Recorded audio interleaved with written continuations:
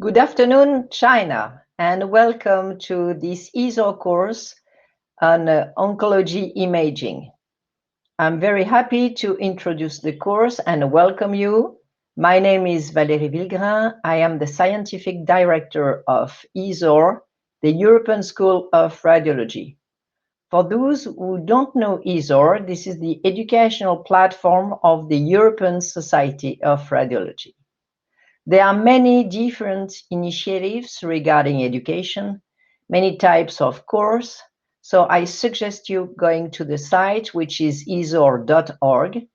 And beside the courses, there are also scholarship and fellowship that might interest young Chinese radiologists.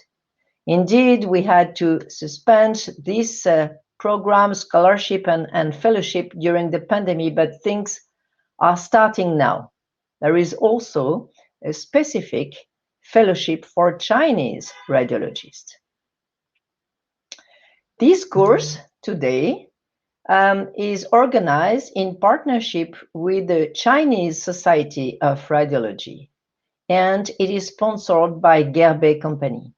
Indeed, I miss not seeing you this time, as we were in 2018 and 2019, and it was really great to chat with speakers and to meet attendees. I hope that we will soon be able to meet in person. Let's now hear the very kind welcome message from Professor Jin, President of the Chinese Society of Radiology.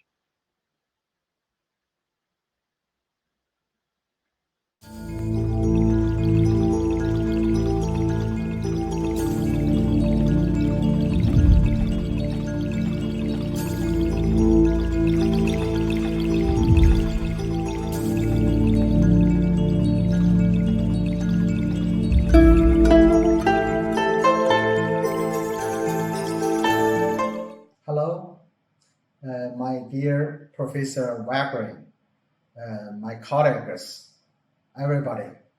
Good morning, good evening, and good afternoon. So I didn't know everybody in which time. But I welcome all of you to join us, ASO and CSR for the online education. In this year is very uncommon compared with before. Actually, in several years ago, we worked together with Professor Wagner and ASO to collaborate for Chinese Society of Radiology and ASO to do the procedure, including the education course in China for at least 2 times in Beijing and Chengdu and somewhere. So we make a lot of collaborate in a very widely field, including the abdominal or oncology. So they are very successful in before. But in 2 years ago, we starting to plan next step. And in last year, the pandemic is coming. So we should be delayed some procedures and course. But in this time, we decide we will be continue to online to do this special course. But we can see this as a little bit different. First is in this time we will be make the online course. It's different with before is offline, it's face-to-face. So it's just a very challenging for our faculty to need to means you cannot face-to-face to the colleagues and trainee. So this online course sometimes is difficult. Maybe you need to train by yourself. So we are very happy to see both sides. We have 4 professors come to the ESO and CSR. They are very experienced So in the education, in our side, we like to introduce Professor Hui Mao Zhang. She is coming from our society and the abdominal section and the chief of AI, and she did a lot of job in ovarian disease and something like that. The second Professor Ju Shenghong is come from the Nanjing. She like to discuss and talk with you about the lymphoma in the abdomen. Of course, the third is Hua Danxue. Is come from Peking Union Medical College Hospital as our department. She also will be talking some malignant disease in the utero and pancreas. And finally is Professor Nan Hong. He come from the Beijing University, is also the General Secretary of CSR, and also the chair of the Department of Radiology in Beijing University. So he will be talking about the lymphoma and the central nerve system problem. So it's all of them have enough experience for the education. So I believe they will be work with all of our faculty from the ESO should be do a lot of very successful education course. Of course, in Europe, said Professor Wagner with the team should be pick up the very exciting course to all of us. So I'd like to use this chance to thanks very much for Professor Wagner and the team give the support for CSR. But looking forward to the future, I'd like to not just from the CSR and also in the CRA, means the Chinese Radiologists Association. So this is another society in China. Is also biggest doctors of radiology association. So we in this association we did a lot of job for the education and the training program. Of course, in the continual education for different level of radiologists. So we will do more collaboration with you in the future. So in different camp of training and continual education course for them. So we like to continue to make the collaboration with ESO and Professor Wagner's team. So I think should be this course is very successful. Hope everybody online enjoyed it.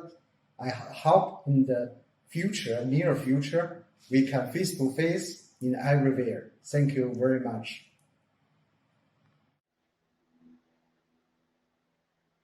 I would like to deeply thank the message from Professor Jin. At a personal level, I miss not seeing him this year, and indeed as the president of the Chinese Society of Radiology. I think we both share the passion of education, and we want certainly to strengthen the collaboration between Chinese radiologists and the European Society of Radiology. So thank you again very much. Let's now move to science and education. This day will be moderated by two different moderators, and I'm very happy to introduce Professor Jin Lu, who will be the moderator of the first session. She is vice chair of the Department of Radiology and director of neurovascular imaging at the Chinese PLA Center Hospital in Beijing. Thank you very much, Dr. Lu, and I would like to thank also all speakers coming from Europe. I know indeed They are excellent, outstanding. They devote their time to science and education, and to the Chinese radiologist I'm very happy to meet today. So I wish you a very interesting day, and I hope to see you all in person very soon. Bye-bye.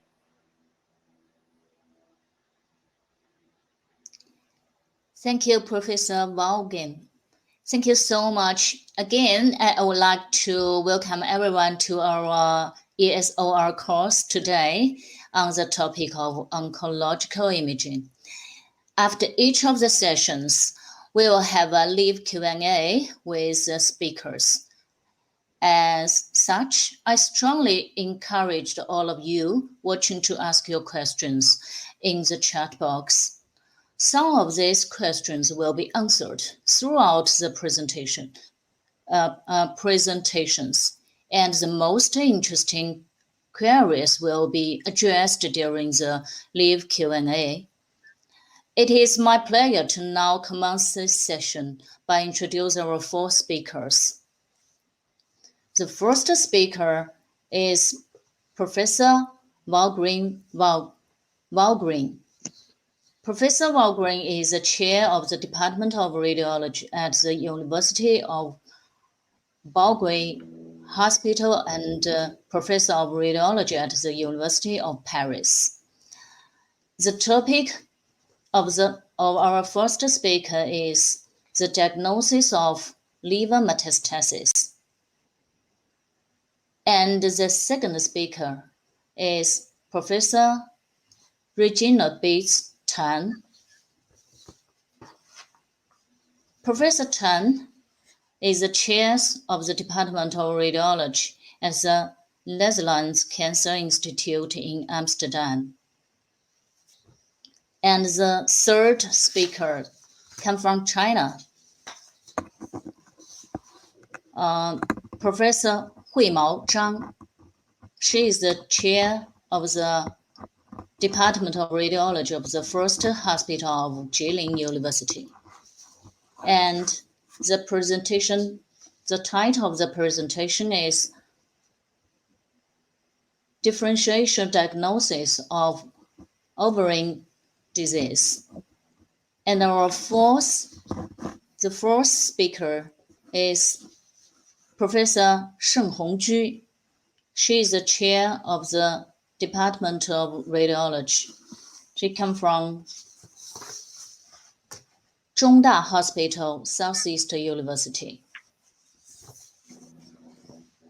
So then let's get started with the first lecture. Thank you.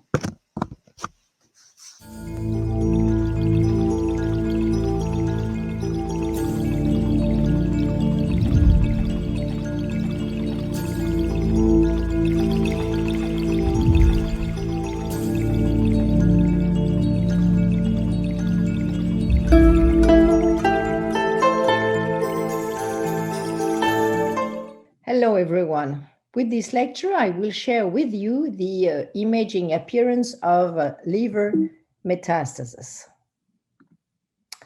You know that cancer is indeed a leading cause of death worldwide, accounting for an estimated 9.6 million deaths in 2018, with the three big players in cancer: the lung cancer, the breast cancer, and the colorectal cancer. I will focus on liver metastasis. And why is it important to recognize on imaging? For three reasons. It can be depicted before the diagnosis of primary cancer, so radiologists play a very important role in recognizing a lesion as a potential liver metastasis. Second, it can mimic primary liver tumors, and indeed, patient management is according to the primary tumor.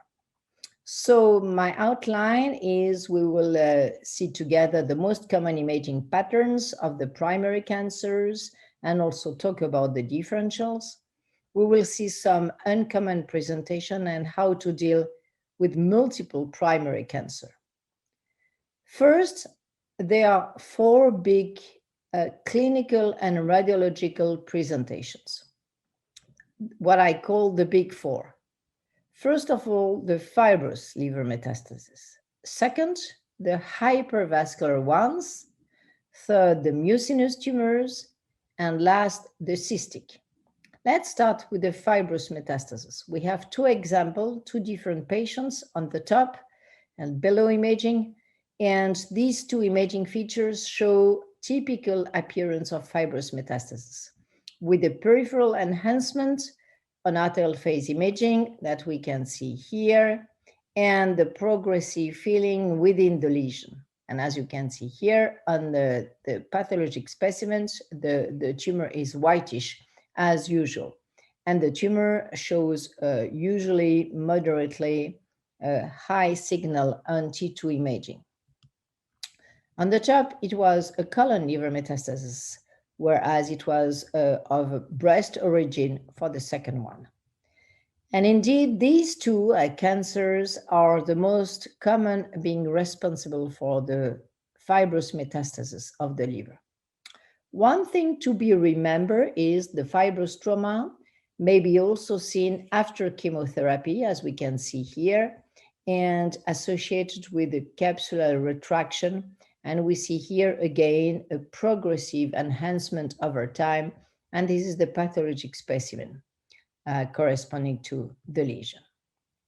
It is very important to assess the rate of a residual tumor as well as fibrotic and necrotic changes. And we usually use what we call the TRG classification.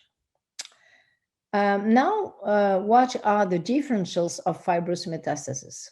This is not a liver metastasis. This is another diagnosis, but you can see the similar enhancement with a peripheral enhancement on hepatic arterial phase, following by progressive enhancement from the periphery toward the center, increasing over time. And here it is a typical aspect of a cholangiocarcinoma. So this is the differential number one. However, there are some other differentials, such as the epithelioid hemangioendothelioma or inflammatory pseudotumor or solitary pseudotumors. What are the features suggesting cholangiocarcinoma versus liver metastasis? Favoring cholangiocarcinoma, the presence of satellite nodules, of biliary dilation, venous involvement, as well as presence of lymph nodes. But most importantly, a message to bring back home is, indeed, we should perform a liver biopsy that will differentiate a liver met from a cholangiocarcinoma. Second pattern is the hypervascular metastasis. We have two examples on the top, right and left. We see here hyper-enhancing lesion on hepatic arterial phase, and the tumors become hypoattenuating on portal venous phase. And this is another example with a very early phase and a late arterial phase, showing here multiple hyper-enhancing lesions. What are the most common hypervascular liver metastases? Definitely the neuroendocrine. However, some other cancers originating from the kidney, from thyroid, from breast may lead to hypervascular metastasis. One important thing is they are usually bright on T2, but they show diffusion restriction. And this is an example that this is so really the best sequence enabling a depiction of liver metastasis, because the lesion actually was seen on T2, but was not as clear as on diffusion weighted imaging. As you know, the gastroenteropancreatic neuroendocrine tumors may originate from the pancreas, from the small bowel. Do all liver metastases behave the same? No. We have been looking at that a couple of years ago. Actually, the neuroendocrine tumors secondary to the pancreas are hyper-enhancing tumor in the vast majority of the cases and may show hypoattenuation on portal venous phase. Regarding the neuroendocrine tumors from the small bowel, they are less often hyper-enhancing, but they show more often hypoattenuation on portal venous phase. So you have an example here on the bottom left. This is a typical example of neuroendocrine liver metastasis secondary to the pancreas, while they were most often hypoattenuating when they are secondary to the ileum. A very important differential of the hypervascular metastasis are such case where we see indeed several lesions. They all strongly enhance on hepatic arterial phase. They are moderately hyperintense on T2. They show hypointensity on hepatobiliary phase on the bottom left, and bottom right. They show almost no diffusion restriction. So what is the diagnosis? Actually, hepatobiliary phase doesn't help because both tumors are hypointense, but diffusion helps because this is not a metastasis. This is a benign hepatocellular tumor, and it was hepatocellular adenoma. So please keep in mind that it's a very common differential of hypervascular metastasis. Third feature, the mucinous colloid metastasis. They are a bit tricky, and they might mimic hemangioma for several reasons. First of all, they are strongly really bright on T2 imaging. There is no diffusion restriction here, as you can see, because there is a strong T2 effect, and they show peripheral enhancement toward the lesion. However, we don't see the typical mottled appearance of a hemangioma. So please, if there is any doubt, perform ultrasound, contrast-enhanced ultrasound that will show you washout and indeed liver biopsy. They most often come from the colorectal cancer or the pancreatic cancer or the ovarian cancer. And the last big four is the cystic metastasis. They commonly come from the squamous cell cancer, and we have two examples on the right and on the left, but they can also be associated with the GIST tumors that you can see in the middle. What are the most common causes? The metastasis from the cystadenocarcinoma, secondary to NET, to sarcoma, to squamous cells, or melanoma. But beside the big four, there are some less common features. Sometimes the metastasis may show calcification or even bone formation. Usually they are calcification, and they are mucinous tumors. And one thing to be remembered, that the calcification might increase with the chemotherapy. Here, this is an endobiliary pattern. The very important differential is the Klatskin tumor, or the indeed the extrahepatic cholangiocarcinoma. And with these endobiliary metastases, they often arise from the colorectal cancer, pancreatic cancer, or sometimes breast cancer. Here, this is a lymphatic spread of liver metastasis from colorectal, ovarian, or breast cancer. And here, I'm sure that you know this. This is what we call the Hepar lobatum. It has been described with breast cancer before chemo.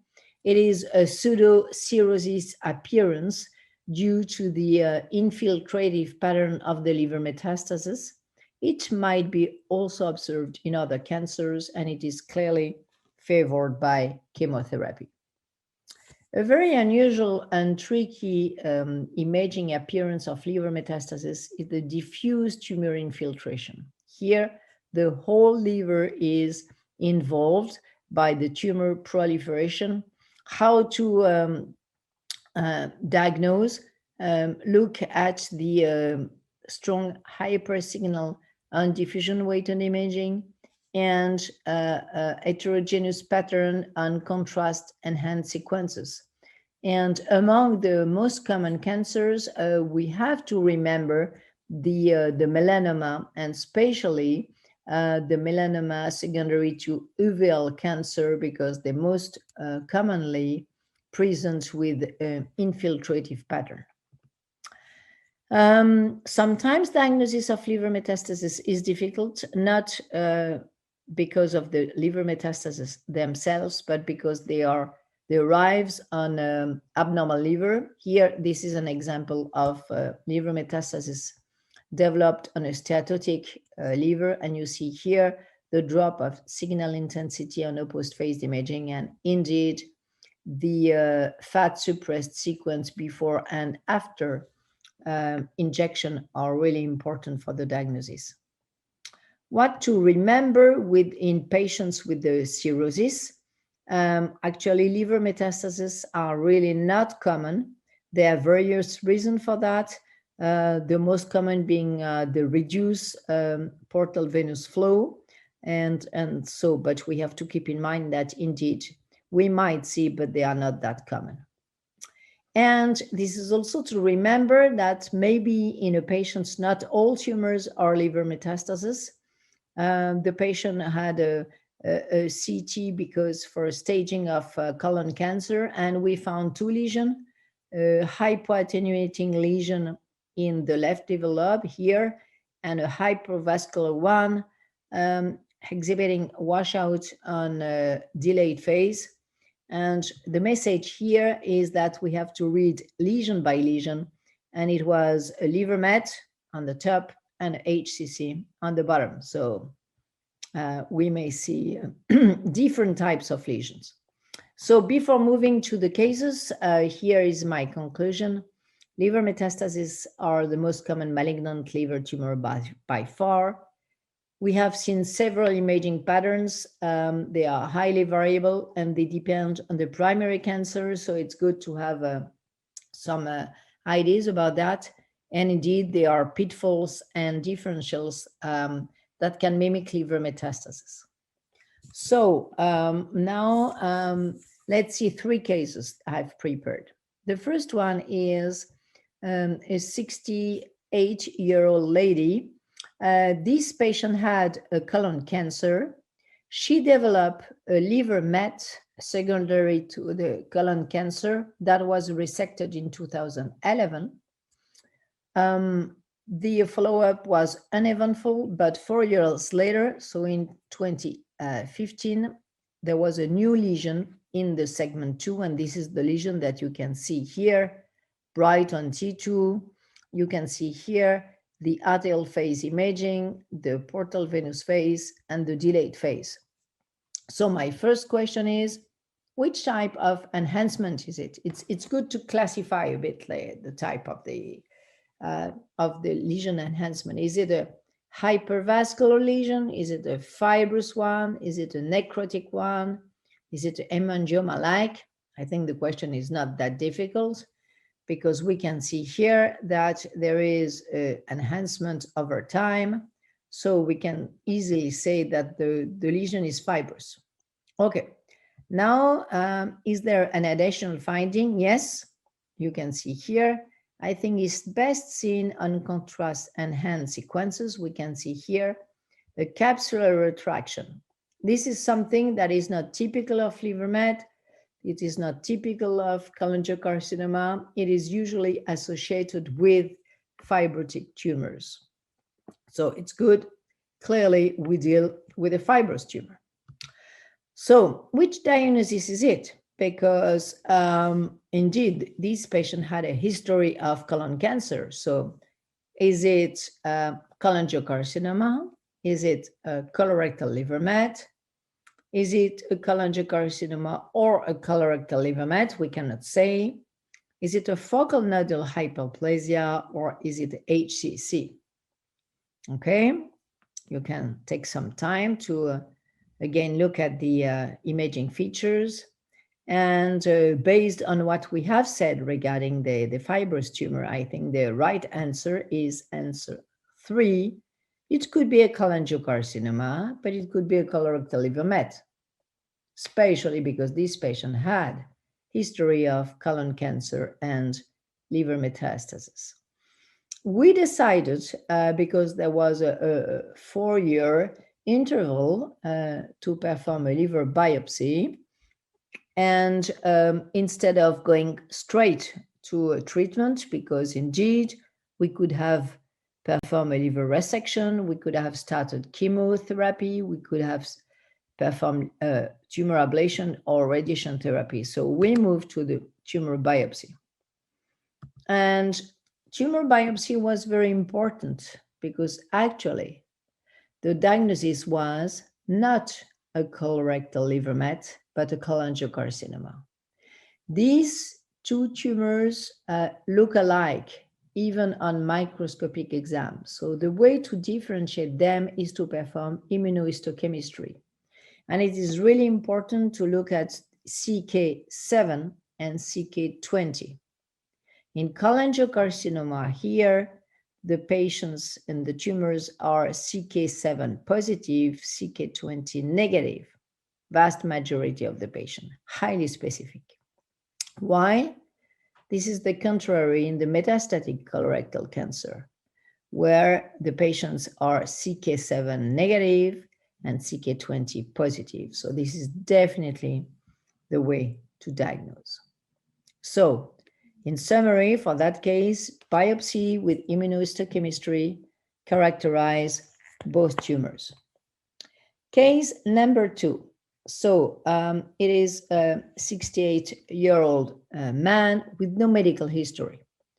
As you can see here, there are 3 lesions in the liver. This is the arterial phase CT 1, 2, and 3, and this is the corresponding MR. So again, I'm asking to you, which tumor enhancement? Is it a hypervascular? Is it fibrous? Is it necrotic? Is it hemangioma-like? The question is easy. It's certainly a hypervascular because we see a strong hyperenhancement on hepatic arterial phase. But on the right, I also show you in phase and opposed phase. And what can you see? Well, you can see that there is fat, and especially here and here, and where is located the fat? Fat is not within the tumor. Fat is around the tumor. So what is the diagnosis of hyperenhancing lesions surrounded by fat? Could it be HCC? Could it be a hepatocellular adenoma, FNH, angiomyolipoma, or neuroendocrine liver met? The question is not that easy. I agree with you. Here, the diagnosis was a neuroendocrine liver met. Oh, why? Actually, we have to remember that neuroendocrine liver metastasis may also show peculiar features according to the hormone secretion. And I would like to show you 2 examples we have published years ago, but very funny one. A case of insulinoma here, where the local secretion of insulin leads to the deposition of fat around the lesion, and that was confirmed on the macroscopic exam. This is the tumor, this is the fat, and on microscopy as well. And some times ago, we exactly see the reverse situation of patients with glucanoma who had a liver steatosis, and this is the lesion, and we could see a focal fatty sparing. That was confirmed here in a steatotic liver. So on the contrary, the gastrinoma by the local secretion of glucagon may induce fat sparing. So I think that's not so common, but it's something that will really help you. Is it very, very uncommon? I don't know, but I have selected 2 case reports, one on the left, one on the right. Again, with the fat deposition around insulinoma metastasis, and you can see on ultrasound the hyperechoic pattern around the liver met. And indeed, a key finding is here, the drop in signal intensity on a post-phased imaging, not within the lesion, but around the lesion. The last case I'd like to share with you is a 55-year-old woman who had a left colectomy for colon cancer, again in 2011. And on pathology, it was PT1N1. The patient had no liver metastasis. And a first CT performed during the follow-up showed two small hyper-enhancing lesions here. The patient was followed. 2 years later, there was an increase in size and in numbers of hyper-enhancing lesions, and you can see 2 of them here on CT and 3 of them on T2 MR imaging. So once again, which tumor enhancement? Is it hypervascular? Is it fibrous type? Is it necrotic? Is it hemangioma-like? The lesion enhanced on hepatic arterial phase, so they are clearly hypervascular. Okay. Now the question I ask you is, are colorectal liver metastases hyper-enhancing on hepatic arterial phase? No, that's not what we have said before.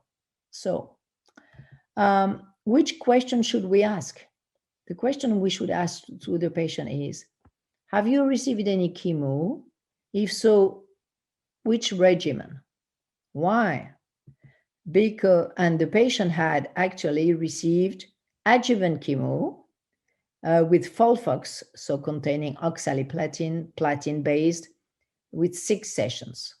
And why is it important? Let's see. What should we do? Should we perform a liver biopsy? Should we perform extended MR with hepatobiliary phase? Should we only follow the patient? Should we perform surgery? Should we perform the chemo?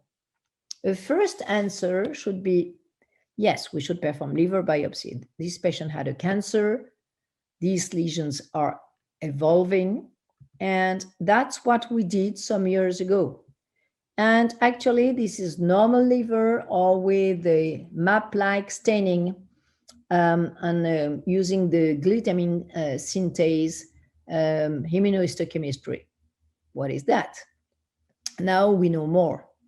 And we will use MR using hepatobiliary phase. And actually, the diagnosis of these lesions is focal nodular hyperplasia after treatment with oxaliplatin. This is something we have described 3 years ago. What is that? This is the, we have collected 14 cases. Interestingly, most of the patients had no liver metastasis, and this lesion appeared lately after platinum-based chemotherapy. How to diagnose? We didn't know what it was, so we performed usually liver biopsy, but now we know that with the hepatobiliary phase image, the lesion has FNH, so they are iso or hyperintense, and this is the key to the diagnosis. What is important to remember is these lesions will usually grow in size or in numbers, so don't be surprised with that. So with that, I would like to thank you very much, and I hope that you have enjoyed the lecture on liver metastasis. Thank you, and bye-bye.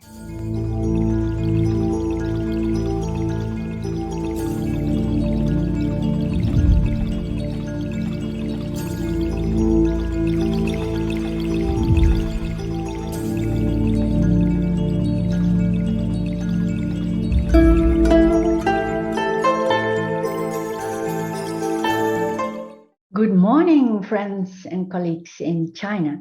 It's my pleasure to share with you the importance of rectal imaging in rectal cancer treatment. Long time ago, we performed this multi-center study where we used the MRI to identify the risk factors for local recurrence and subgroup the tumor into good, bad, and ugly. Good receiving TME surgery, total mesorectal excision, the standard, and ugly receiving a more aggressive treatment, preoperative chemoradiotherapy, and resection. And the long-term results shows a very good local recurrence rate, better than before the when we did not give chemoradiotherapy, and survival that unfortunately remained the same. So distant metastasis remains a problem. Okay, since then, MRI it has been part of the standard workup in patients with rectal cancer because it can really stratify the patients into the best treatment. MR has shown to be able to show the anatomy of the mesorectal fascia and identify tumors with invasion in this mesorectal fascia, which is the mesorectal resection margin. And this is the pooled analysis of all study and shows a very high area under the ROC curve. MR is good to identify tumors that are limited to the bowel wall. If you see this hypointensity, then you're sure in 8 out of the 10 cases that it's a T1, T2 tumor, although you cannot differentiate between the two.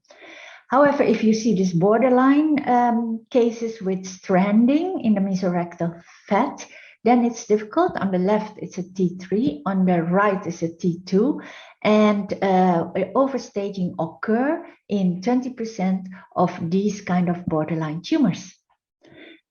This study, however, shows that it's not so critical anymore to differentiate between T2 or T3 on imaging, because patients with a good prognosis, so T2, T3, AB, did very well without a preoperative radiotherapy with local recurrence rate to well below 3%. MRI is also very good to give a roadmap to the surgeon. So if they would see this MR of a patient with a tumor invading the dorsal bladder wall, the patient would undergo or be planned for a pelvic accentuation. But because we have a restaging MR, we can accurately define the extent of the tumor and that the tumor here has retracted from the dorsal bladder wall, and now the surgeon can do a total mesorectal excision. Remember that if you see a tumor like this adjacent to the prostate, pushing it, and after chemoradiotherapy you still see thick fibrosis, then it's very difficult to know whether this fibrosis contains residual tumor, and our PPV is only 50% for identifying a free margin. However, if you see a sudden appearance of the fat plane like this, so the tumor has retracted from the mesorectal fascia, then it's always a free margin, always a free retraction from the mesorectal fascia. So that is a very strong pattern that you have to remember. Now, in the low rectal tumors, we need a coronal image. And why? Because we have to identify the tumor and describe in detail in which structure the tumor is going down in. So like here, in the anal canal to around half, it's invading the internal sphincter, but not the external sphincter. If we know that the patient can then not undergo a total mesorectal excision because the resection margin is in danger if the patient would follow this, and he cannot make a low anastomosis. So the patient have to undergo an abdominal perineal excision. So you have to describe it in detail. And the way to do that is to angle the coronal plane parallel to the anal canal. So you can really see the relation of the anal canal to the tumor. Here, the same patient, after chemoradiotherapy, we don't see any tumor anymore. It has retracted from the anal canal. We do see this fibrosis in the wall. It's still difficult whether there is a little residual disease in the fibrosis, but at least the surgeon can do now a low anastomosis, so a TME with low anastomosis. You see the difference in the treatment or surgical approach, which really impact patients' functional outcome. Now, we know after chemoradiotherapy that up to 30% will undergo complete response. And the trend is to not operate these patients, but just follow them. So the organ preservation or the watch and wait. And we've done that in worldwide and register these patients in a database, and the analysis of this database was published in the Lancet, and we see that these patients do very well at long term if they are treated in a hospital with expertise, so sufficient volume of this treatment, and a dedicated program with a state-of-the-art endoscopy and MRI. And why? Because MR can help them to answer the questions, is there still any residual disease after chemoradiotherapy? Are the remaining nodes positive? Is there early, can we early detect regrowth during the follow-up? Now, meta-analysis has shown that with T2-weighted imaging, we cannot pick up many complete response. And again, the reason is because of the interpretation difficulty of fibrosis. So the guidelines all over the world, I recommend diffusion-weighted imaging to perform routinely in the restaging because it can differentiate between complete and partial response. So the power of diffusion is the high negative predictive value. If we see a restricted diffusion on the B800 or B1000 diffusion images, then we know that we are correct in 9 out of 10 cases when we tell the surgeon that this is a complete response, so he does not need to operate. If we combine it with patterns, we become better. You know that if we know what to look for, we become better. So 2 different patients with semicircular tumors, and after chemoradiotherapy, you see that it turns into a fibrotic mass.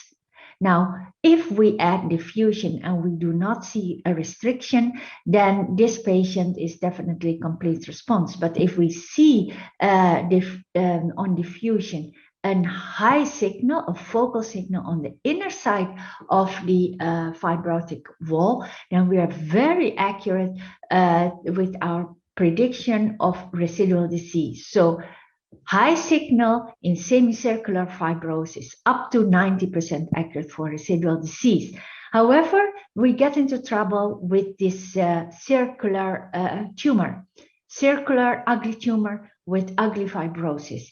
If we see a signal scattered all over the fibrosis on diffusion images, this indicates a residual disease. However, if we do not see signal, it does not mean that there is no tumor. We were wrong in this one because we thought it was complete response, but it was a residual disease. So remember, if we're dealing with an ugly circular tumor with irregular fibrosis after chemoradiotherapy, there's an 80% risk for residual tumor regardless of the diffusion signal. Recognizing patterns always get us better. So in the semicircular fibrosis, 2 different patients, the upper one has a diffusion signal, but it has the sign of a Mercedes-Benz star. So that corresponds with a shine through of the luminal fluid, shine through artifact. However, if it is V-shaped on the inner side of the fibrosis like that, that is 80% accurate for a residual tumor. And the good diffusion protocol is very important. So you have to get rid of the air. And the way we do, and this is really the best way, is to get rid of the air by giving the patient a small enema just 15 minutes before he enters the MR, and that is a patient-friendly method. You can see that we could reduce significantly the rate of air artifacts. The good news is that it's not only imaging that selects the complete responding patient, but also endoscopy and clinical exam. And it's even better, this black curve, than imaging only, as you can see. But if we combine all, then we get the best performance for the selection of complete responding patients. So here, the image of a clinical complete response. Thin fibrosis, no restricted diffusion, and I always correlate it with endoscopy, scar tissue, white scar tissue, no tumor, clinical complete response. So let's go to the cases. Case 1, dilemma of the nodes. In the past, we used the cutoff size of 5 millimeter. Radiologists were anxious, see these nodes, do not know whether they are positive, and they say, just to err on the safe side, this is a patient with no positive disease. And our analysis shows that we are overstating 40%. So I had to change the guidelines. And instead of only 5 millimeter size cutoff, I looked at this recipe where we introduced literally the morphological criteria. So when we have a diameter of larger than 9 millimeter, it's always suspicious. If we have the borderline nodes 5 to 6, 7 millimeter, we have to look for 2 criteria: round shape, irregular border, or heterogeneous signal. 2 out of these 3 criteria. However, if the nodes become smaller and smaller, less than 5 millimeter like this, you need to look for 3 criteria, and immediately your reaction is, yeah, but we cannot even see all these criteria because of the low resolution of small nodes. And that is exactly what I want to achieve. I do not want you to identify these 3 criteria or node positive disease if you see only very small nodes, because then, even though these nodes may be positive, the risk that this patient has for local recurrence is so low that they can go for TME surgery only, and you do not need chemoradiotherapy or preoperative radiotherapy. So overstaging error was reduced after we introduced this new criteria by 20%, from 40 to 20%. So now these criteria are included in the guidelines. And this is just a scenario to show you the impact. Here is a patient with a mid to higher rectal tumor, no mesorectal fascia invasion, large distance, and 2 nodes. So the scenario is 12 small nodes, 2 maybe suspicious. So intermediate risk. What would be your treatment? I already told you TME would be sufficient because these patients are so good prognostic that they have a low risk for local recurrence. So TME would be suspicious. But suppose this same patient would have not 2 out of 12, but 8 out of 12 small nodes positive. So 8 small nodes, but positive.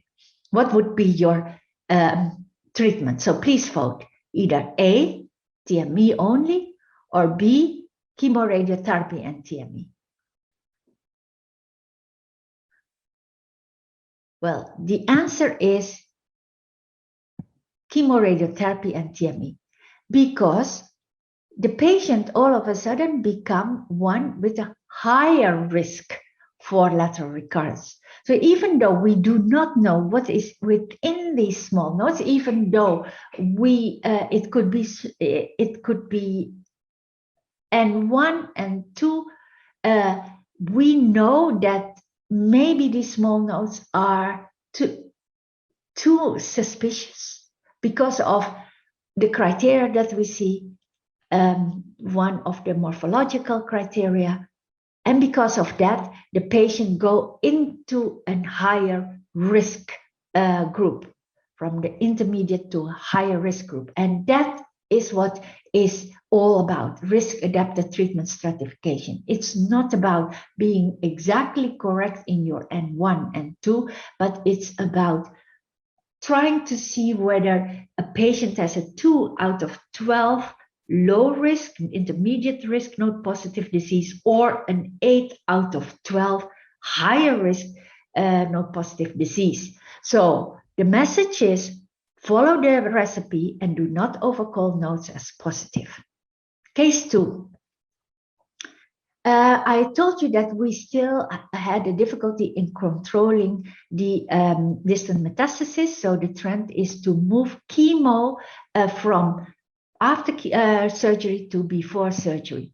And that is has been tested in the Rapido trial, where the locally advanced rectal cancer were randomized between the standard arm, chemoradiotherapy, surgery, and chemo afterward, and the experimental arm, where we sandwich the chemo between radiotherapy, short course of radiotherapy, and surgery. So the results showed that the experimental arm with the chemo before the surgery was better with respect to the distant metastasis than the standard arm. So we could control the distant metastasis better. And we even had, in the experimental arm, a higher complete response rate. So if we have this patient, no EMVI, T3AB high tumor, suspicious nodes, so 3 out of 10, they are in the intermediate size, as you can see here. One of these nodes is close to the mesorectal fascia, but not invading it. What would be the treatment? Please start voting. Is it A, TME?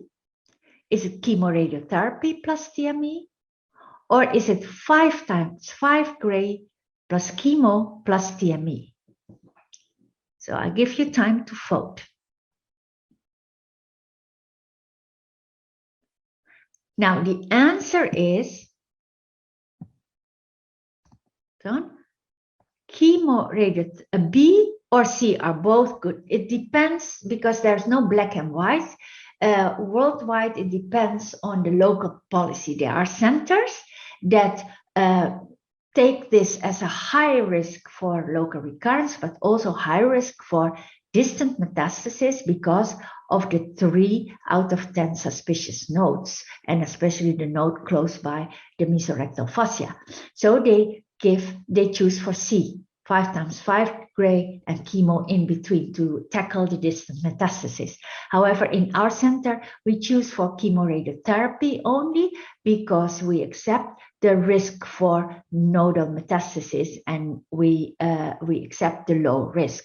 So in this patient, because he was treated in our center, it was chemoradiotherapy, and this is the image after that, and fibrosis over here, no tumor anymore.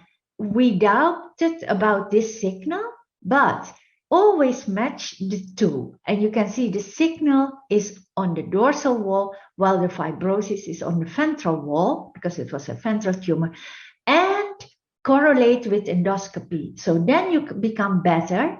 And this is a patient with a clinical complete response who were included in a watch and wait treatment and is still free of tumor. So it was a clinical complete response. So remember, location, location, location, and correlate the diffusion MRI with endoscopy. Case 3.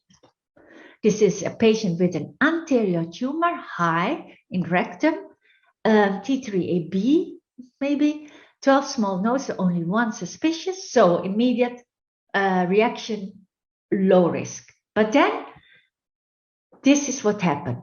Is there any peritoneal invasion? And many of us would report, yes, there is a peritoneal invasion, or even some would report, yes, there is a mesorectal fascia invasion. Well, now you have to remember the anatomy. Above the peritoneal reflection, so high in rectum, there is no mesorectal fascia, because you can see here the bowel wall is adjacent to the peritoneal cavity the higher you get. So the mesorectal fascia is only below the mesorectum peritoneal reflection on the anterior side. So this patient would not have a mesorectal fascia invasion, perhaps a peritoneal reflection, but the problem is that even many of these tumors are intermediate risk and are not one with a T4A, so peritoneal reflection. We tend to overstage that. So know the anatomy of the mesorectum and do not overstage peritoneal invasion in the high anterior tumors. So if you know this, the patient has no peritoneal invasion, but otherwise a T3AB, one only suspicious node out of the 12. And furthermore, patient tells us, oh, I want to avoid surgery. What is then the treatment? Well, definitely you cannot do organ preservation without preoperative treatment, because you want to sterilize the tumor. So you give neoadjuvant treatment. Now the question is, which kind of neoadjuvant treatment? Please vote. Is it preoperative radiotherapy with chemo in between to tackle the distant metastasis, or is it only chemoradiotherapy with TME because we accept the low risk for distant metastasis? Please vote then. Well, the answer is indeed chemoradiotherapy plus TME, because it is a very low risk tumor, no peritoneal invasion, hardly any risk for nodal disease. So it is the patient does not have a high risk for distant metastasis, so we can omit the chemotherapy. And indeed, this patient underwent and chemoradiotherapy. We see this image with a high signal and an ulcer. What we then do is we reassess 8 weeks after this, because we are not sure whether this is a residual disease, but the patient really badly wants an organ preservation. So we reassess, and then all of a sudden the signal disappears and also the ulcer disappears. And this is a patient with the image of a complete response at reassessment. And when we follow the patient, we see indeed a good response, but about 1 year after follow-up, all of a sudden a high signal. However, nothing on the diffusion or on the endoscopy. So the surgeon just keep following the patient. We keep seeing a signal on diffusion until in the end, 22 months, we see also residual disease or regrowth. We call it regrowth at endoscopy. So there the diffusion was right already at 11 months, long before the endoscopic images showed regrowth. Now, what is the role of diffusion in the follow-up in patients with watch and wait? Diffusion does not outperform endoscopy during the follow-up to detect a regrowth. However, it increases our confidence to confirm a residual or regrowth. This study has shown and objectified the finding or the illustration that I showed you with this case. When there is a discrepancy between the diffusion image and endoscopy, so the diffusion was positive, endoscopy is negative, and it is worth performing a reassessment after 3 months. And when it then turns into a diffusion positive and endoscopic positive image in 20% of the cases. So in 20% of the cases, it turns out to be a true regrowth, which the diffusion already picked up 3 months earlier than endoscopy. Okay. Now, case 4 and the last case. The lateral nodes, do point at them because it is important for if the surgeon and the radiation oncologist do not know that there are nodes in the lateral compartment outside the mesorectum, this can lead to a nasty lateral recurrence with a very poor prognosis. This study was very interesting. They looked at 1,200 MRIs and measured the size of lateral nodes, and especially a critical cutoff of 7 millimeter. If the patient has a 7 millimeter or larger lateral node, and they restaged and it went down in size but was still there, 4 millimeter internal iliac, 6 millimeter obturator, then this patient would have a very high lateral recurrence risk of 50%. But if you do perform a lateral nodal dissection after chemoradiotherapy, then that would be a significantly lower recurrence rate. So what we need to do is we need to identify the large nodes. We need to identify them, measure them, and also tell the surgeon whether they are in the internal or obturator compartment. And the obturator compartment is always on the lateral side of the internal iliac vessel. So if you look at this, this is the obturator compartment, the internal iliac compartment in blue. This is the artery. If you just follow that down, then you will see that over here, follow that, there is in the green spot in the obturator compartment lateral from the iliac vessel a node, which is still very large after chemoradiotherapy. So this patient had a higher risk for lateral recurrence. Apologize, it's not an after chemoradiotherapy, but it's a primary staging. So this patient had a higher risk for lateral recurrence because the node was very large, larger than 7 millimeter at primary staging. Okay, so take-home message is intermediate risk T3AB, free mesorectal fascia, small nodes at primary tumor. You can have a good local control with TME. Remember not to overcall node positive patients as positive if you see nodes. It's about not being exactly correct with pathology, but it's about risk-adapted nodal staging and stratification. So count the nodes of suspicion, count the number of suspicious nodes and the total number of nodes. That is even better than staging the nodes as being N0 or N1. If you're dealing with high anterior tumor, know your anatomy. There's no mesorectal fascia above the peritoneal reflection. And please do not overcall every anterior tumor as having a peritoneal invasion, because the patient would then undergo unnecessary preoperative radiotherapy.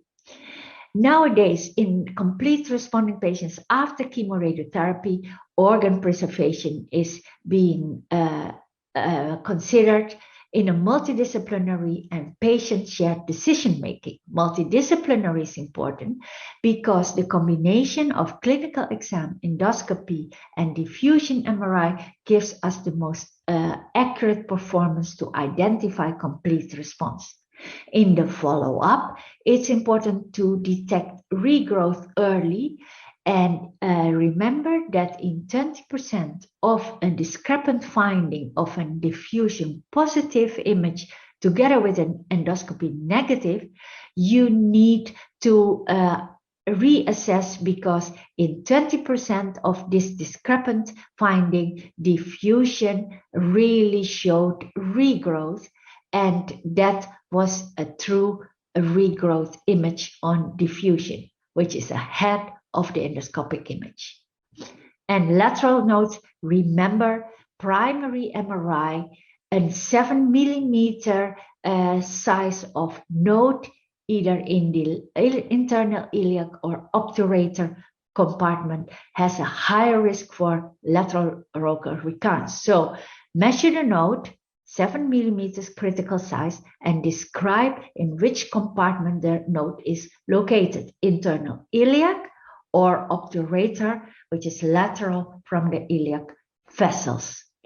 Thank you for your attention, and I hope to welcome you back next year in Vienna, March 2 to 6, for the European Congress of Radiology 2022, which I will be the president of, and I really hope that you will learn a lot from the program, which will include over 100 clinicians, because I believe that if we know the clinical question, we will become much better, and that will have an impact on patient outcome. So I hope I have given you the message with this lecture. Thank you very much for your attention.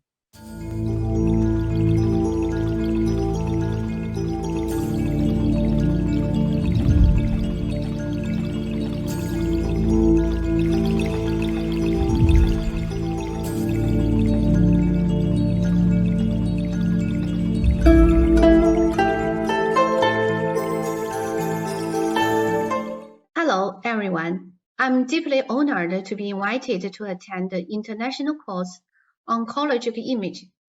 Today, I'm going to talk about the differential diagnosis of ovarian disease. Here is my disclosure. We would review the anatomy and the physiology of ovarian, discuss examination procedures in clinical practice, especially optimize MRI for detecting ovarian masses. I will talk about common ovarian disease and how to distinguish benign lesions from malignant ones. The spectrum of ovarian lesion is very complex. Generally, according to the histopathologic features, it can be divided into three parts: physiologic and age-related changes, non-neoplastic ovarian lesions, and neoplasms. Today, I will mainly focus on radiologic features of common ovarian lesions, such as epithelial tumors, germ cell tumors, and sex-cold stroma tumors. Ovarian masses are common and may present symptomatically with pelvic or abdominal pain. It also may be identified incidentally during the course of imaging. To familiar with normal anatomy will help avoid overextensive examination or inappropriate surgery. The position of the ovarian is variable. Location is affected by parity, ovarian size, or uterine size or position. A female infant has 400,000 follicles at birth, but only 0.1% mature to ovulation. Each menstrual cycle is 28 days long. The size of follicles will be changed according to different phases. So ovarians vary in size depending on age, hormone status, and the stage of menstrual cycle. Please look at the picture above. This is a 32-year-old menstruating woman. T2-weighted imaging depicts different cycles of follicles with varying sizes along the capsule.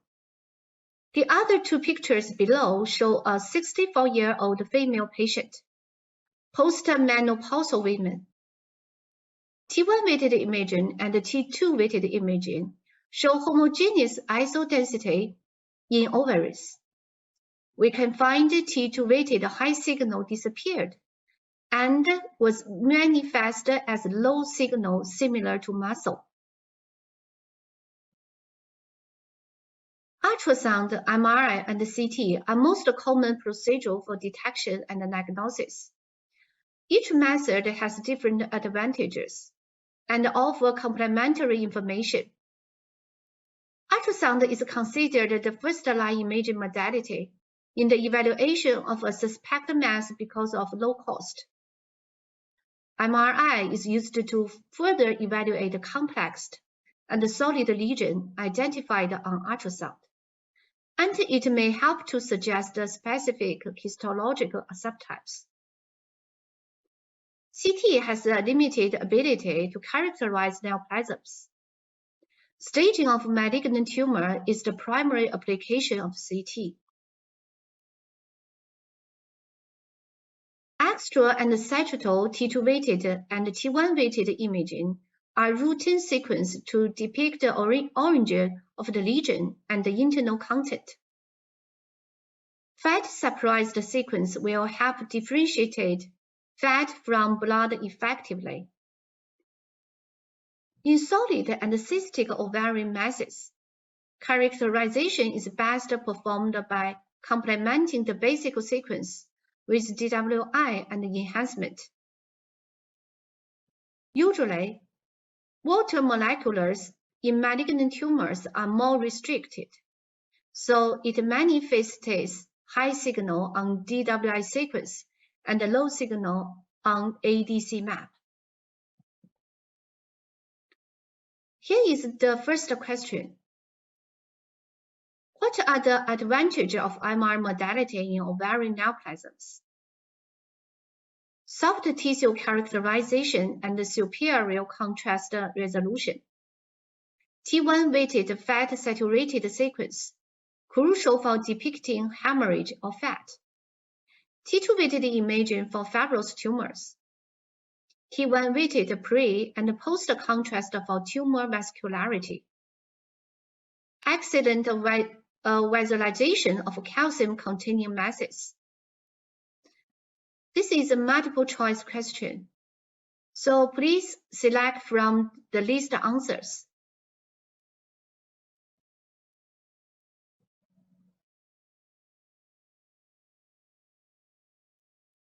Thank you for your feedback. The first four choices are the correct answers. MRI has better soft tissue characterization and contrast resolution, so it will provide more information for differentiating ovarian mass. T1-weighted imaging and T2-weighted imaging fat-saturated sequence is crucial for depicting fibrous, hemorrhage, or fat. Next, let's focus on the ovarian neoplasms. It can be categorized on the basis of histopathologic features into epithelial surface cell tumors, germ cell tumors, sex-cold stroma tumors, and metastasis. Epithelial cell neoplasms can be divided into benign, borderline, and malignant types on the basis of histologic findings. Subtypes of epithelial tumors include serous, mucinous, endometrioid, clear cell, and brainer tumors. Tumors of germ cell origin are the second most common group of ovarian neoplasms. This group of tumors include mucoceratoma, immunoteratoma, desgerminoma, and etc. Sex-cold stroma tumors. This group of tumor represents approximately 80% of ovarian neoplasms and affects all age groups. The most common types are granulosa cell tumors, fibrous core mass, and etc. The colon and the stomach are the most common primary tumor sites in ovarian metastasis. Let's look at the second question. Which are the abnormalities present? Bilateral ovarian masses, intratumor calcification, intratumor hemorrhage, septum, exophatic papillary projections. This is a 32-year-old female, presents with a chronic pelvic pain. So please answer.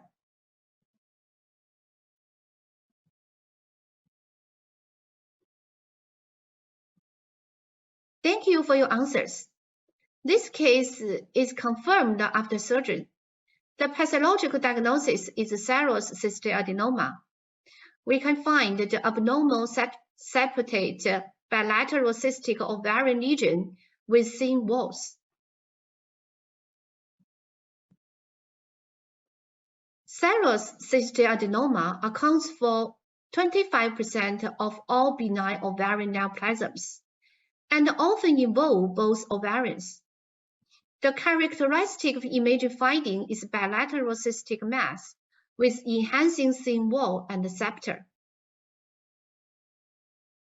Here is another serous cystadenoma in an adult patient, which has unilocular cystic lesion with enhanced septum.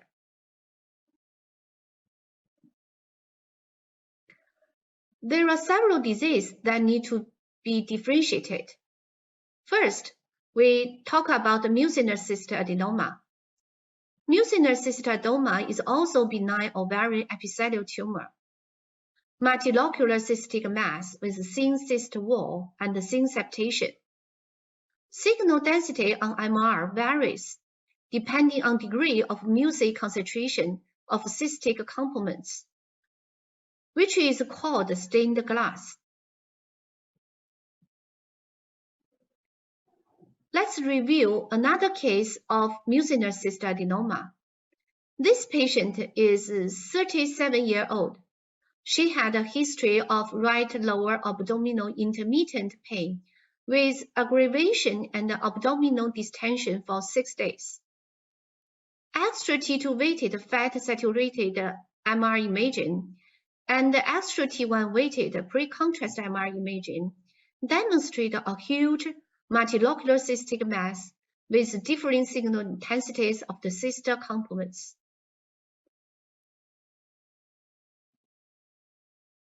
The T2 weighted imaging shows an area of clustered cyst with smaller internal loculi, which demonstrate the enhancement of their walls on post-contrast.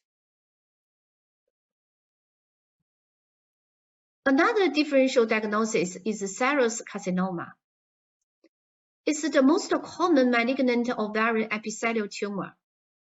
To differentiate from benign serous adenoma, the imaging features include multilocular cystic mass with marked enhancement of soft tissue and exophytic papillary projections. 56-year-old female patient with serous cystadenoma. Extra T2 weighted demonstrate a large cystic solid tumor. After enhancement, the solid parts shows vividly enhanced and protrude to the pelvic. Please pay attention to the exophytic papillary projection. It's a typical appearance. Serous carcinoma usually manifests as a cystic mass with a variable amount of solid tissue, with some neoplasms appearing entirely solid. Papillary projections are common and often demonstrate intense enhancement. Pathological findings confirmed a serous cystacarcinoma.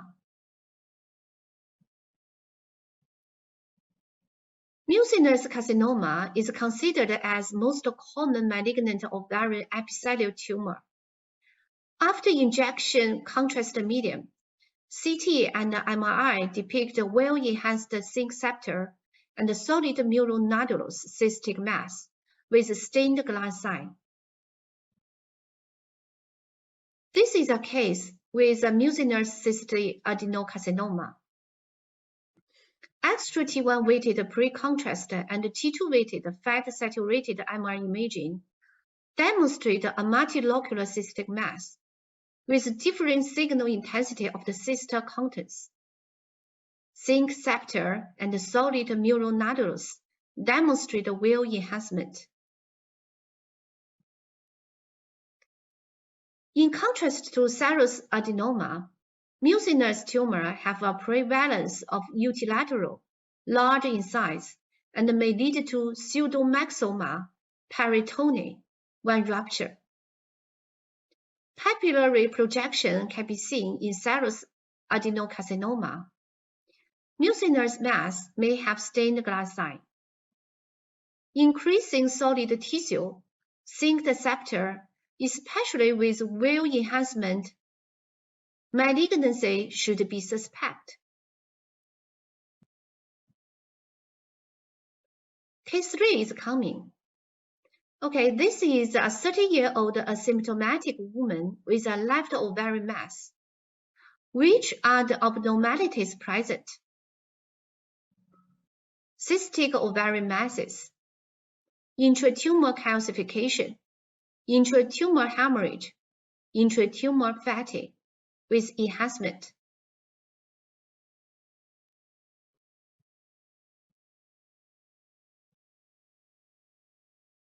Thanks for your excellent answers. You have found the key points. That's the intratumor calcification and fatty. Small amounts of T1-weighted and T2-weighted hyperintensity with drop in signal intensity and fat saturation sequence can indicate intralesion lipid. CT also shows a mass with characteristic fat attenuation and calcification. Fat attenuation with cyst is a characteristic imaging feature for mutual teratoma. Calcifications or tears can be seen in nearly 56% patients. Sebaceous or fat continent shows very high signal intensity on T1-weighted imaging and T2-weighted imaging, while signal decreased after fat saturation.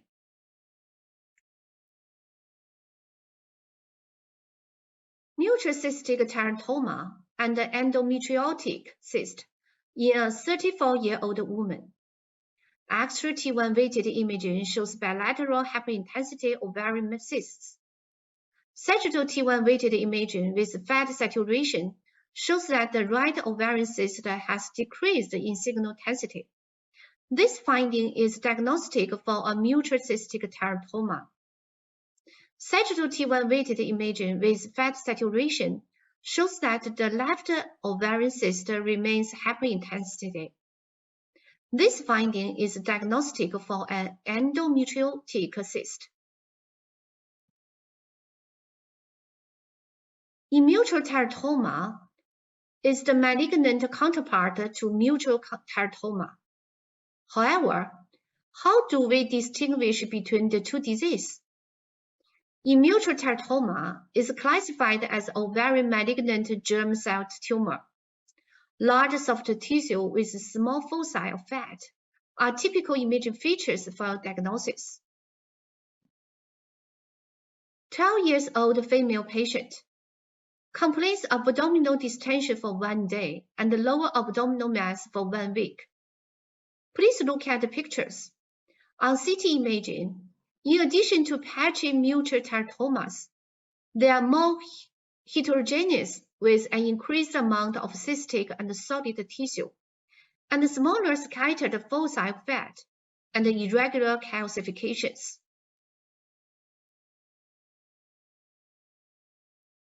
MRI is better to depict complex contents of endometriosis mass. On T1-weighted imaging, it shows high signal due to intracellular and extracellular mesohemoglobin. On T2-weighted imaging, most commonly show hypointensity, such as T2 shading sign or T2 dark spot sign. T1-weighted contrast fat saturation shows variable degrees enhancement of the neuron. Sagittal T2-weighted MRI shows a smaller hypointense focus along the wall of the mass, which is consistent with the T2 dark spot sign. More specific for an endometrioma than T2 shading, as it is not seen in hemorrhagic cysts. A 42-year-old patient was found to have a pelvic mass for 6 months on physical examination and was diagnosed with an intraoperative chocolate cyst. Extra T1-weighted imaging shows multiple cysts in the left ovarian. On extra T2-weighted imaging, one of the cysts is hyperintensity and the other is hypointensity. The cyst demonstrates a shading sign. Endometrioid carcinoma typically shows a large, complex cystic mass with solid components. A shedding sign and endometrial sinking may also be seen. Endometrioid carcinoma in a 48-year-old female patient. Extra T1 weighted and T2 weighted imaging show patchy high signal in the mass with mild enhancement of the solid components. I have shown some typical case presentation above. Fat and hemorrhage have high signal on T1 weighted imaging. Fat suppression on T1 weighted imaging is used to differentiate fat containing dermoids from hemorrhagic cyst lesions. Now, let's move on to the fourth case. A 36-year-old female patient presents with inability to conceive over the last year. Which are the abnormalities present on CT and MR image? Solid ovarian mass, intratumor calcification, intratumor hemorrhage, without enhancement, strong enhancement.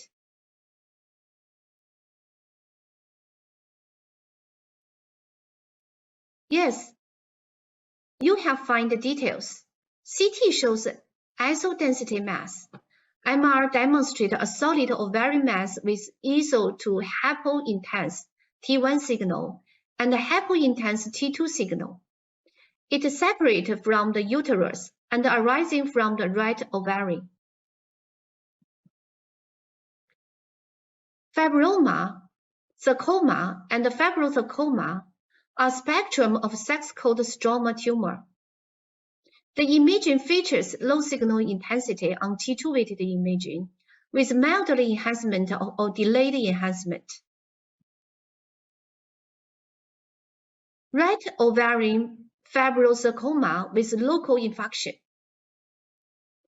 CT shows a large homogeneous mass, while MR demonstrates a T2 hypointense mass with heterogeneous areas of interspersed high T2 signal intensity within the mass.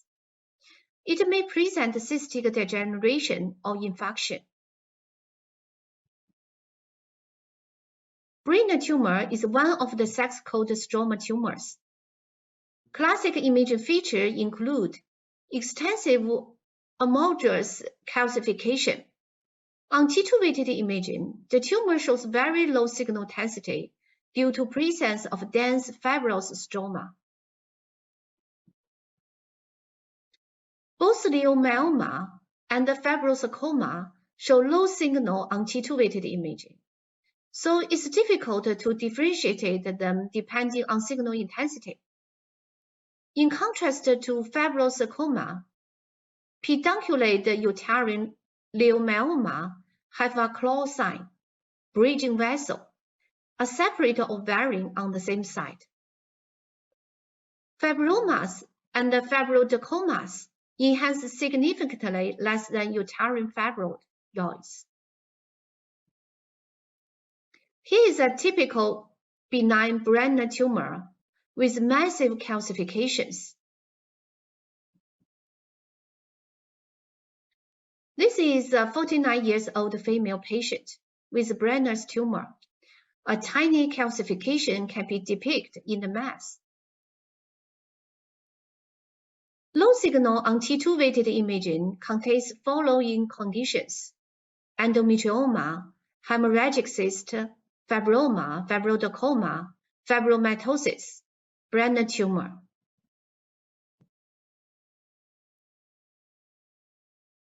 A 48-year-old female patient with breast cancer. So which are the abnormalities present? Bilateral ovarian mass, unilateral ovarian mass, cysts, intratumor fatigue with enhancement.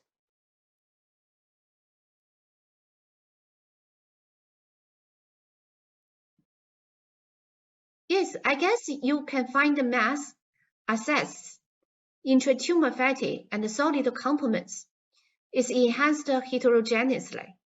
is a metastatic ovarian tumor.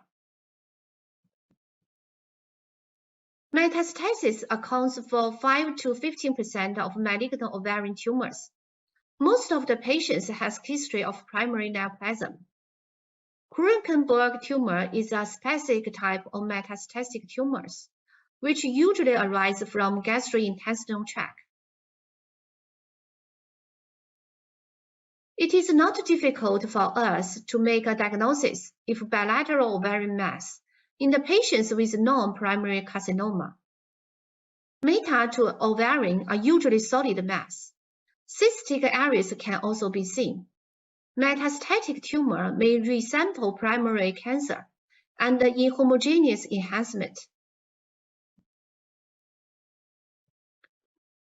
This is a patient with gastric cancer, and the patient was found to have a right ovarian mass.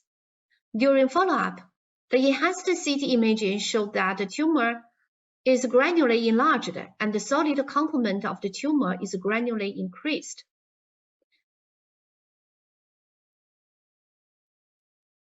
If a young woman has a pure solid mass, it is critical to differentiate from dysgerminomas. It is critically purely solid with relatively homogeneous enhancement. At image, they manifest as a large, greater than 15 centimeters, predominantly solid unilateral mass, with characteristic intervening fibrovascular septa and a relatively homogeneous enhanced NCT. Yolk sac tumor is a highly malignant tumor with poor prognosis. Evaluate serofetoglobin may present in majority of patients. The imaging features solid, strong peripheral enhancement mass with necrosis or hemorrhage. This is a yolk sac tumor in a 2-year-old infant. Sagittal non-fat saturated T2-weighted MRI imaging of the pelvic shows a solid and cystic mass, hemorrhagic debris.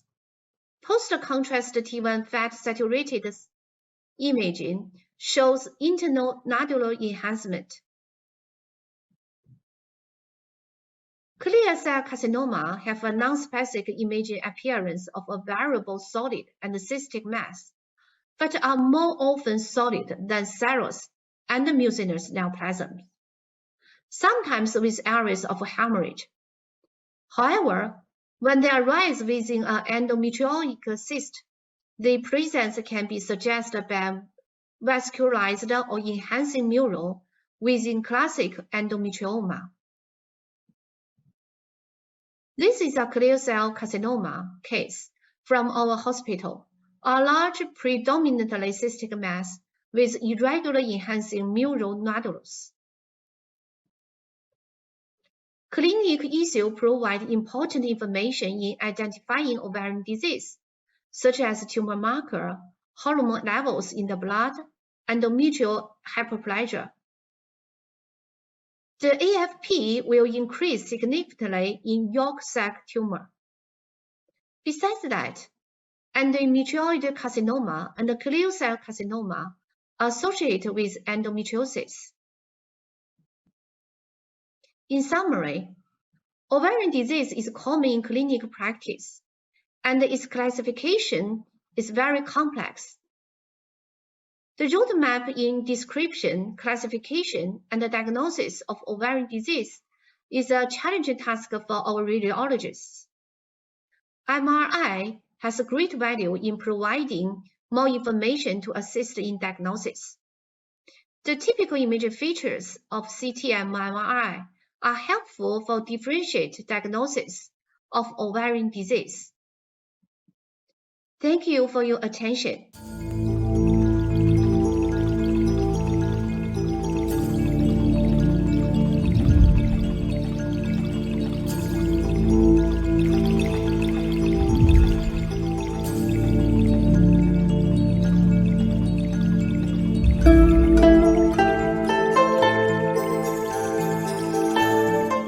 Good morning. I'm Shen Hongju from Zhongda Hospital, Southeast University, China.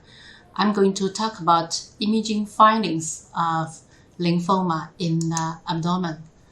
The malignant lymphomas, Hodgkin disease and non-Hodgkin lymphoma, comprise 5 to 6% of all malignancies. They frequently involve nodal or extranodal structures in the abdomen. Lymphoma may involve any nodal chain in the body, and enlarged nodes are indeed the most common manifestation of lymphoma on CT. Nodal lymphoma can be solitary or more commonly multiple. Non-Hodgkin lymphomas and Hodgkin disease shows considerably different patterns of nodal involvement. I'm going to present a couple of cases. The first case, this is a 50-year-old woman presenting with discovered abdominal mass by ultrasound. On this CT, we can see large heterogeneous masses with vessels encased and intraperitoneal, retroperitoneal adenopathy. So what is the most likely diagnosis? Is this mesenteric desmoid lymphoma? Is this lymph node metastasis or small bowel carcinoma? What do you think about it?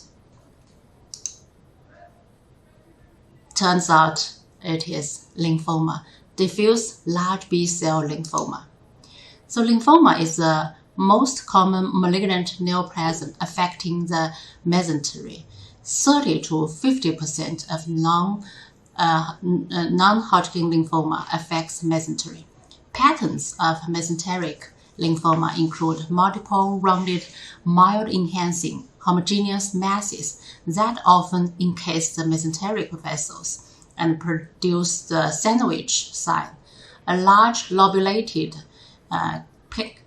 cake-like heterogeneous mass with low attenuation areas of necrosis, displacing small bowel loops, or an ill-defined infiltration of the mesenteric fat, particularly after successful chemotherapy. Bulky retroperitoneal adenopathy commonly accompanies the mesenteric disease and should be a clue to the diagnosis. Retroperitoneal lymphoma usually present as a well-defined, lobulated, irregular, homogeneous mass with mild homogeneous contrast enhanced. The aorta and inferior vena cava can be anteriorly displaced, producing the floating aorta, floating inferior vena cava sign. Restricted diffusion is a hallmark imaging feature of lymphoma. Here is the second case. This is a 58-year-old man with discovered mass in the hepatic hilum for 1 week. We can see a rounded mass in the hepatic hilum, compressing and narrowing the descending duodenum. The mass shows mild homogeneous enhancement on contrast CT. On MR, the boundary of the mass is very clear. It shows iso-intense on T1, hyper-intense on T2, and markedly high signal on DWI. When we see a high signal on mass on DWI, we should also pay attention to the ADC value, avoiding shine-through effect of T2. Only a high signal of DWI and low ADC value means true restricted diffusion. So in this case, the average ADC value of this mass is extremely low. So what is the most likely diagnosis? Duodenal GIST, lymphoma, or Castleman disease? What do you think of? The answer is lymphoma, diffuse large B-cell lymphoma. So the restricted diffusion on DWI and ADC is clue to the highly cellular nature of lymphoma. Let's see another case which has a similar location. 53-year-old woman with epigastric pain for 7 days. The lesion is located next to the duodenum and posterior to the head of the pancreas. The mass shows high signal on T2 and a slight restricted diffusion on DWI. ADC value is slightly lower than muscle and much higher than the previous lymphoma one. So is this case also a lymphoma? What are the differences between this case and the previous one? We can see they are both located in the retroperitoneum with restricted diffusion, but the ADC value of this case is much higher. And mild enhancement was found in the previous lymphoma case, but for this case, we can see there is obvious marked enhancement of this mass in the arterial phase, venous phase, and delayed phase. So the presentation of the enhancement is even similar with blood vessels. So it turned out to be a Castleman disease. From these two cases, we can see ADC value and enhancement pattern are characteristic clues to make a differential diagnosis. Hodgkin disease is usually almost entirely confined to the lymph nodes, but not non-Hodgkin lymphomas.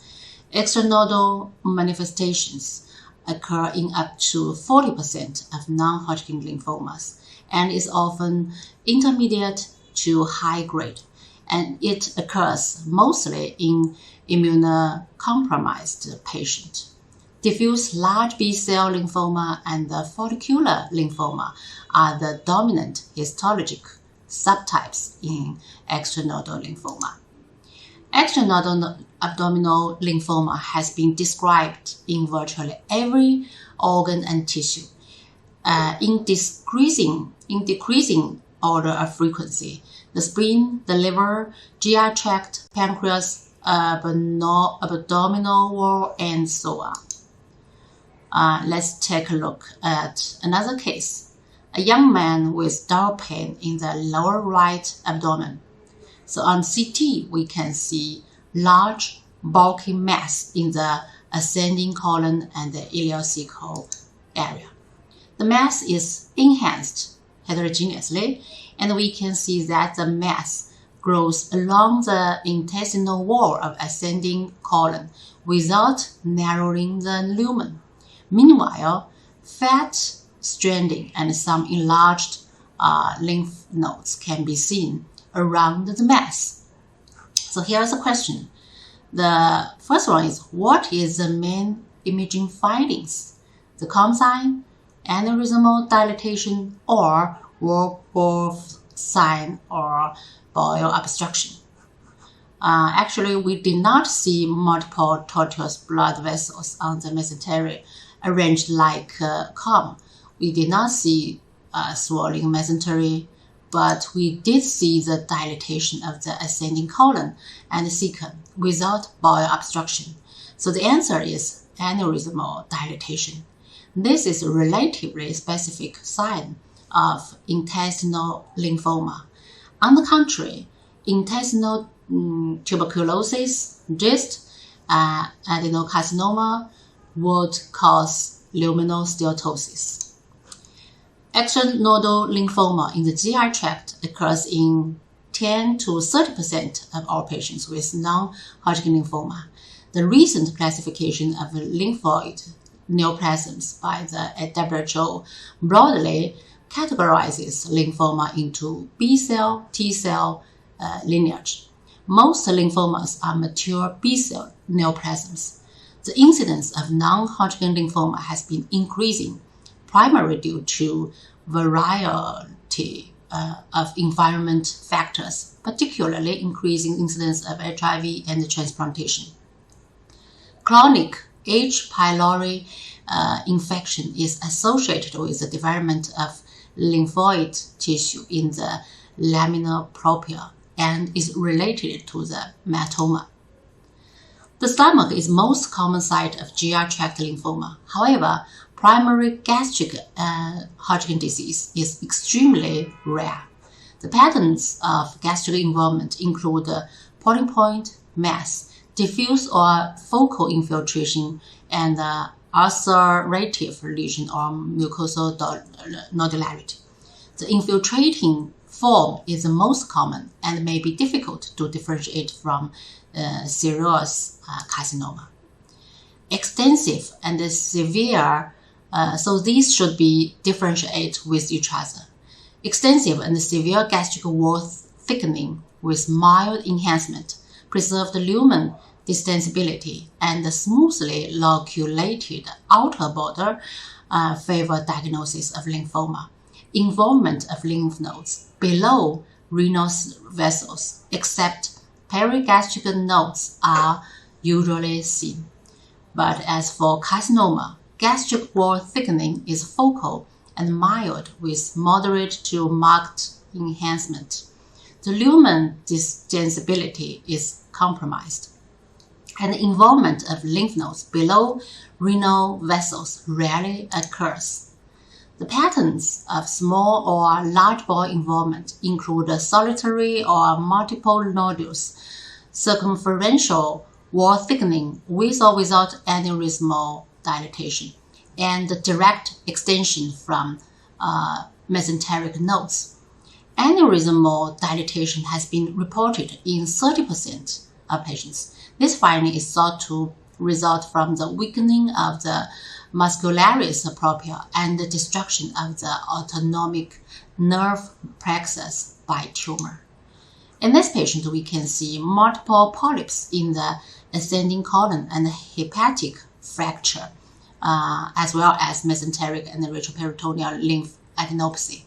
The most common macroscopic form of mantle cell lymphoma is lymphomatous polyposis, in which numerous small polyps or nodules are found in one or more portions of the GI tract.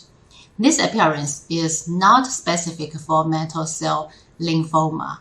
It can also be seen in patients with ENMDL and follicular lymphoma. Differential diagnosis, including Crohn's disease, adenocarcinoma, carcinoid tumors, GIST, metastasis, and PJ syndrome. Aneurysmal dilatation is a relatively specific imaging finding of intestinal lymphoma. The dilated segment usually has irregular loculated margins, which sometimes contain small nodules. In contrast to GI adenocarcinoma, lymphoma is more likely to involve multiple and longer segments and is less likely to narrow the lumen and cause bile obstruction, even when considerable luminal narrowing is present. Obstruction is uncommon, as these tumors rarely incite the desmoplastic reaction. Crohn's disease is an idiopathic inflammatory bowel disease, typically with skip lesions, the bowel wall thickening most frequently in terminal ileum. COMSIME is a characteristic imaging findings of active disease. Fibrofatty proliferation and perivascular infiltration outline the distended intestinal arcades. Mesenteric or intra-abdominal abscess can be seen as a complication in the progression of disease. Perforation, intersusception, seroperitoneum, and bowel obstruction can occur in lymphoma but are rare. Bowel perforation is an uncommon complication of GI lymphoma, but is more likely with T-cell lymphoma, with PTLD and after chemotherapy or radiation therapy. Bowel obstruction is uncommon at presentation because absent of desmoplastic reaction. This is an interesting case. A 38-year-old woman with intermittent fever for 2 months, EB virus positive. The intestinal wall of sigmoid colon is widely thickened and enhanced with aneurysmal dilatation. Fat stranding adjacent to the thickened bowel wall is severe, and the seroperitoneum can be seen on CT.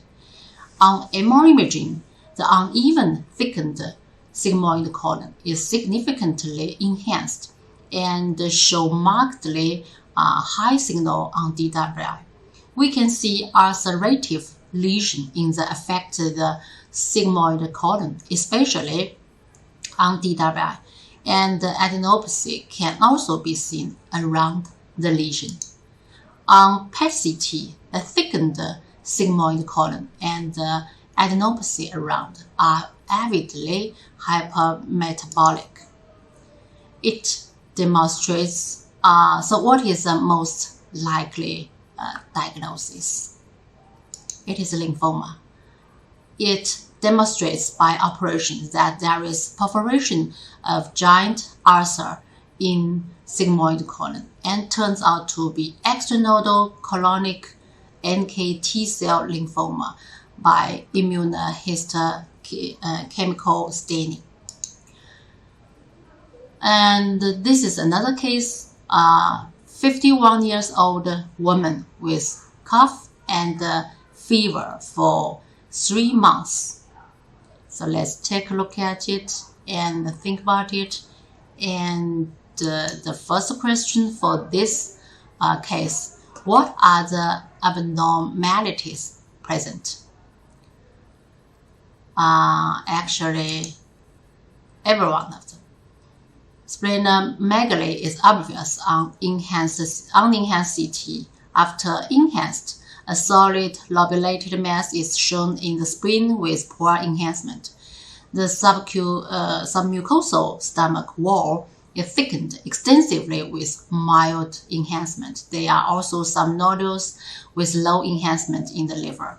And all these lesions are avidly hypermetabolic on PET-CT. Meanwhile, we can see multiple lymph nodes in laser omental sac, hilar of spleen, and retroperitoneum. So the spleen is usually considered to be nodal organ in Hodgkin disease and extranodal organ in non-Hodgkin lymphoma. It is involved in 20 to 40% of lymphoma. Secondary involvement is common. The patterns of involvement include diffuse infiltration with or without splenomegaly and focal nodules. Splenic involvement is typically diffuse, and only a small minority of cases manifest nodules larger than 1 cm in diameter. Diffuse infiltration may be present in spleens of normal size. Markedly enlargement of spleen also almost always indicates infiltration. The focal splenic lymphoma appears as circumscribed nodules that are low attenuation on contrast enhanced CT. On MR, the nodules may occur as hypo or iso-intense compared with normal spleen on T1, as hyper-intense on T2, and restricted diffusion, and may also show reduced enhancement. For initial staging of splenic involvement in malignant lymphoma, the sensibility and the specificity of PET-CT can reach 100 and sometimes 95%. The focal splenic lymphomas can be indistinguishable from metastasis, but are usually smaller and homogeneous and occur with extensive bulky lymph nodes. Minimal enhancement is a characteristic finding of splenic lymphoma, not only in focal nodules pattern, but also in diffuse infiltration pattern. Splenomegaly may occur, but is not diagnostically specific. However, marked splenomegaly with adenopathy is suggestive of the diagnosis. Splenic hemangiomas have to be differentiated with lymphoma. Rim-like and homogeneous enhancement patterns are commonly seen in lymphoma nodules, while homogeneous enhancement is very rare in splenic hemangiomas. and hemangiomas present as a progressive enhancement. Prominent restricted diffusion is usually seen in lymphoma. Moreover, lymphadenopathy and splenomegaly is always seen in lymphoma nodules rather than in splenic hemangiomas. So this is a 53-year-old man with fever for the 12 days. I'm showing you here the attenuation on enhanced CT, arterial phase, venous phase, and delayed phase. We can see multiple homogeneous masses with mild enhancement and vessels and encased without displacement. So what is the diagnosis? Mostly like hepatic metastasis, hepatic lymphoma, irregular fatty infiltration of the liver, a typical HCC. What do you think about it? It is HCC. It is hepatic lymphoma. So liver are involved in up to 15%. Non-Hodgkin lymphoma predominantly in both primary and secondary hepatic involvement. Primary is very rare. Primary hepatic lymphoma represents radiologically in one of these possible ways: solitary lesion, multiple lesions within the liver, diffuse hepatic infiltration, and periportal infiltration. Primary hepatic lymphoma is a solitary discrete lesion seen in about 60% of cases. In contrast, multiple lesions or diffuse infiltration is more common pattern of secondary hepatic lymphoma, about 90%. When primary hepatic lymphoma occurs following a liver transplant, the radiologic appearance is distinct, appearing as a lesion at the portal hepatis, encircling the portal structures. In most cases of secondary hepatic involvement, splenic lesions are always coexistent. In contrast, hepatic metastases usually appear as large heterogeneous masses without splenic involvement. The dominant masses in primary hepatic lymphoma are typically heterogeneous, enhancing with hemorrhage and necrosis in the center, while untreated nodules in the secondary hepatic lymphoma are usually homogeneous and enhancing to a lesser degree than the liver parenchyma. DWR is an important component of the imaging protocol for suspected lymphoma or lymphomatous lesions. The highly cellular nature of lymphoma typically results in restricted diffusion. The differential diagnosis includes HCC, which is much more common than primary hepatic lymphoma.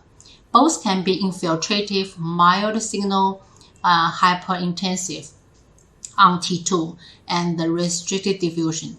Imaging findings of lymphadenopathy below the level of renal veins, poor lesion enhancement in all contrast enhanced phases, and vascular encasement without thrombosis favor lymphoma, while washout fast with capsular enhancement and vascular thrombosis suggest HCC.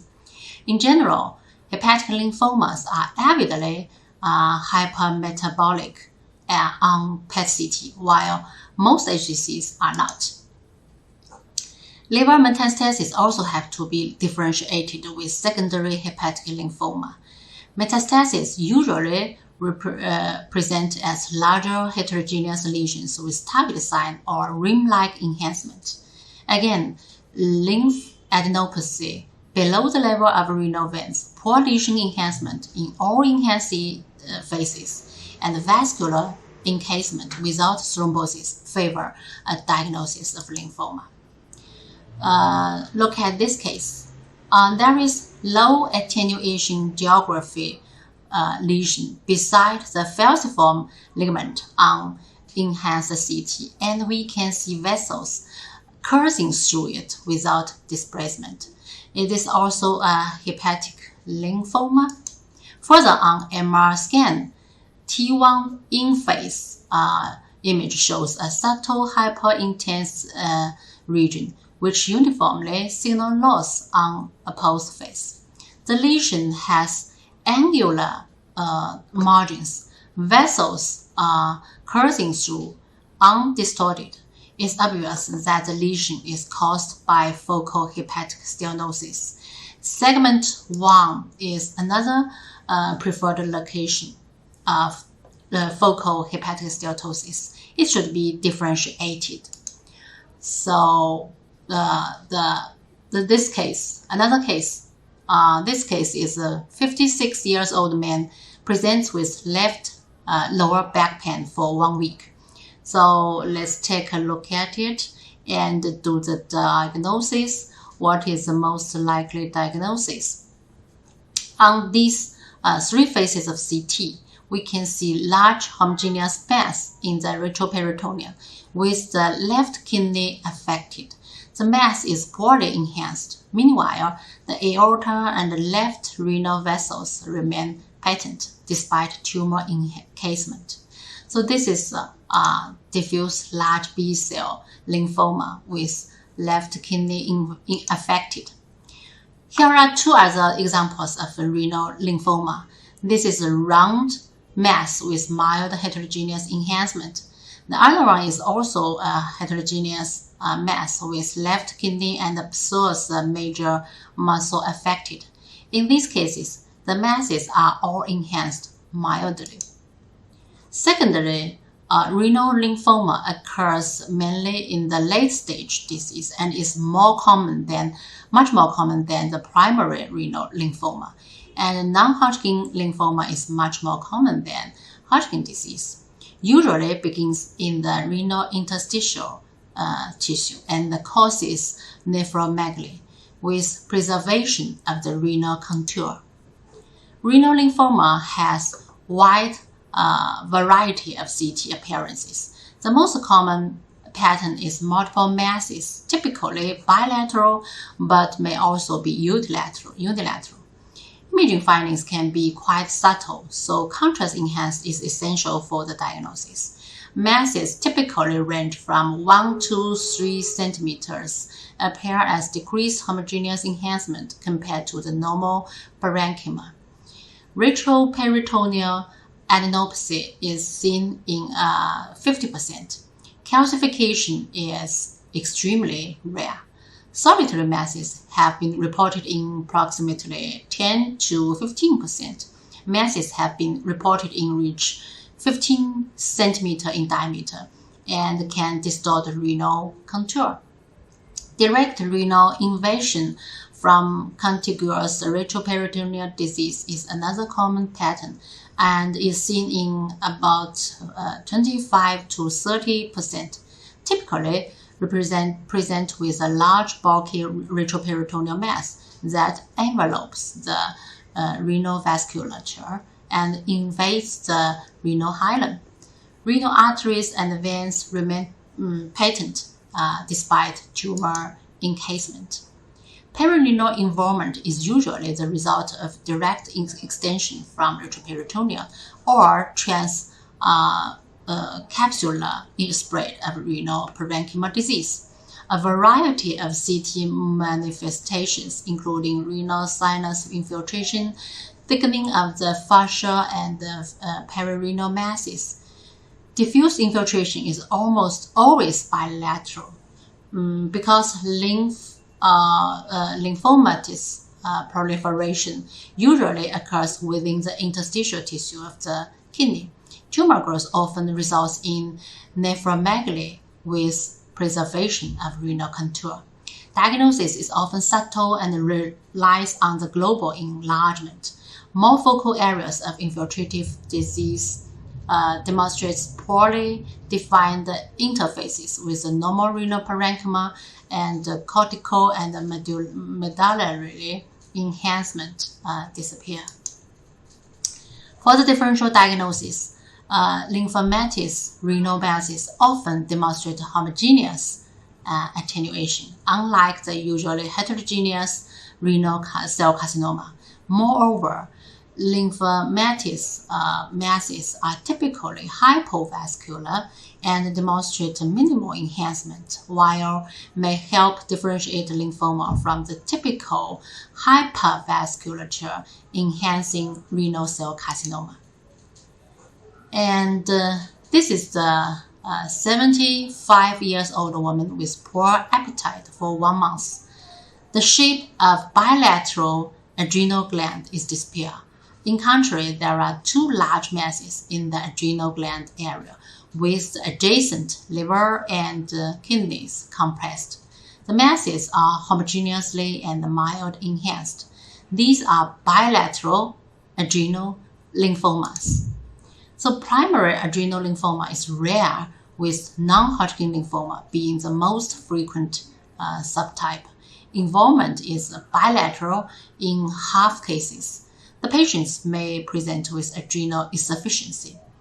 The most common finding is unilateral or bilateral diffuse enlargement of the adrenal gland with retroperitoneal adenopathy or other extranodal lesions. Contrast enhancement is diffusely reduced yet homogeneous, and the characteristic imaging pattern at FDG PET-CT is focal or diffuse increased uptake. So the differential diagnosis includes the metastasis of the adrenal gland. Adrenal lymphoma is usually homogeneously enhanced, usually with retroperitoneal adenopathy or other extranodal lesions present, while metastases are usually heterogeneously enhanced with primary tumor history. The pancreas is involved in about 30% of cases of non-Hodgkin lymphoma, usually from contiguous nodal infiltration. Patterns of involvement include circumscribed mass and diffuse glandular enlargement, mimicking acute pancreatitis. Contrast enhancement is diffusely reduced yet homogeneous, and FDG PET-CT is focal or diffuse increased uptake in the pancreatic lesion. Also, bile duct obstruction may occur with pancreatic lymphoma. Moderate to severe dilatation of the main pancreatic duct is uncommon despite a bulky tumor. Vascular invasion, pancreatic atrophy distal to the tumor and tumor necrosis at initial presentation. These features can help to differentiate adenocarcinoma from pancreatic lymphoma. So with all these cases and questions, we can see at the abdominal lymphoma can affect parenchymal abdominal organs, GI tract, and the peritoneal cavity. Solid nodules or masses, diffuse infiltration are typical patterns. Diffuse infiltration usually present as organomegaly in parenchymal organs and circumferential wall thickening in GI tract with aneurysmal dilatation. No matter what location of the abdominal lymphoma, the enhancement tends to be mild and uniform.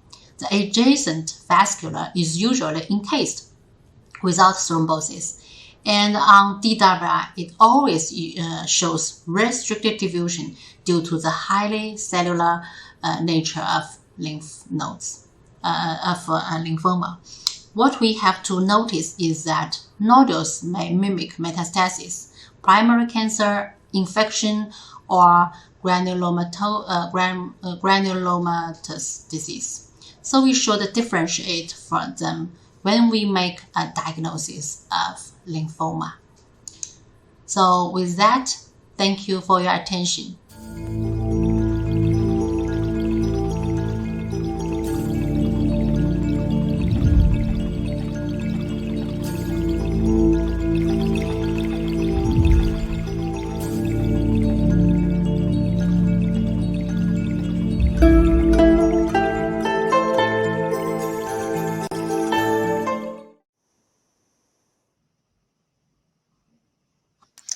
Okay, Thank you so much to the speakers for these excellent lectures.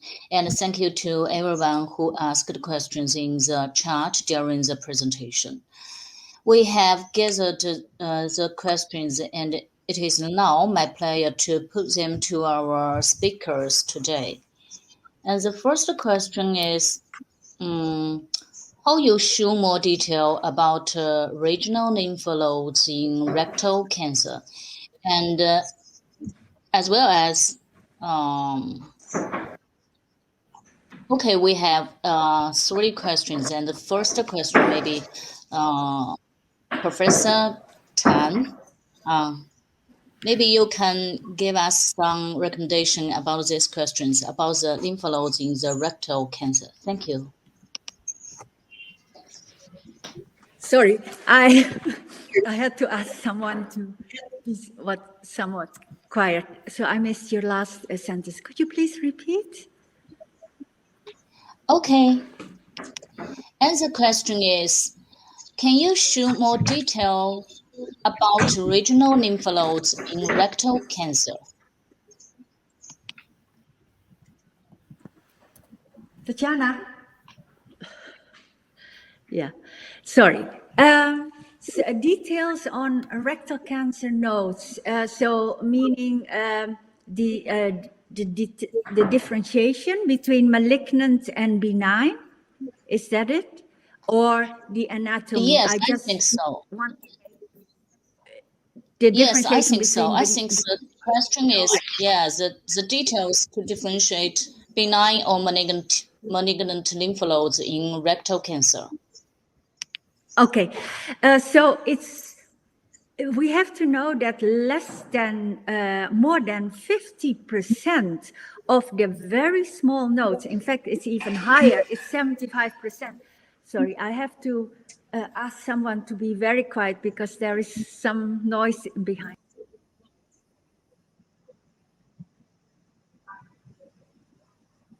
Sorry?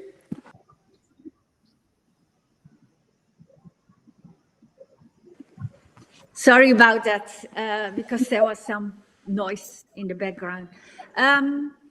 So yes, the more than 70% of the very small nodes, and I'm talking about 5 millimeter nodes and smaller, are positive.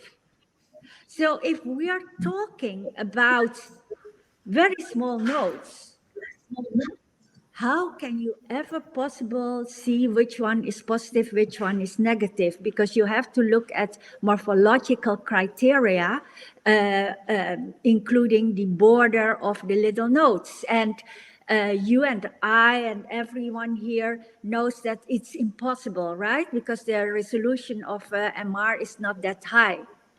So what people then do is, okay, then I will, because I don't know, I will just inform the team, this is a positive patient. So I'm definitely on the right side and patient will not get over treatment.